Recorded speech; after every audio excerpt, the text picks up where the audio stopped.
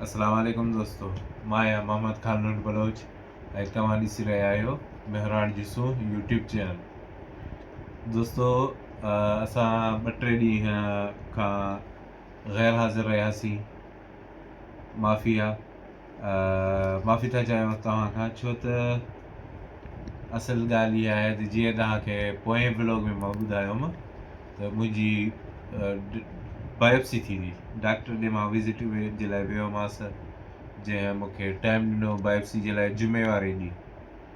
सो अलाह ख़ैरु कयो, जुमे ते वियासीं इस्पताल ऐं बायोप्सी कराईसीं। अल्हम्दुलिल्लाह बायोप्सी कामयाबु थी वई आहे। बाक़ी रिपोर्टुनि में कुझु टाइम लॻंदो, पोइ हफ़्तो लॻे, 10 ॾींहं लॻनि या 2 हफ़्ता खनि लॻनि, ख़बर न आहे।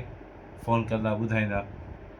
सो अलाह मालिक आहे, इंशाअल्लाह दुआ खपे तव्हांजी बि, जीअं रिपोर्टूं असांजूं वधीक बहितर अचनि, सही अचनि। अलाह मालिक आहे। किडनी जी बायोप्सी मां करायोमि। किडनी मां सैंपल कढियूं आहिनि, टिश्यूज़, जंहिंखे माना थोरो चेक कंदा, जंहिं मां ख़बर पवंदी त छाजे करे किडनी इफेक्ट थी थिए या केतिरो इफेक्ट थिए थी या छा मसइलो थो थिए। छो त मूंखे जीअं तव्हांखे ॿुधायमि त ब्लड प्रेशर शुगर पिया आहे, जंहिंजे करे त गुर्दनि ते थोरो असरु पियो पए ऐं गुर्दा थोरो फिल्टरिंग न पिया कनि सही नमूने सां। माना यूरिन में जेको आहे प्रोटीन तमामु सवायो पियो निकिरे, जंहिंजे करे मां डॉक्टरनि सलाह कई त बायोप्सी ज़रूरी आहे। सो अल्हम्दुलिल्लाह भला बायोप्सी करायोसीं।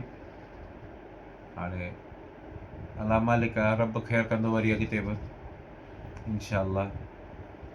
ऐं तव्हांजी दुआनि जी तलब आहे, दुआ कयो त इंशाअल्लाह रिपोर्टूं सभु सही अचनि।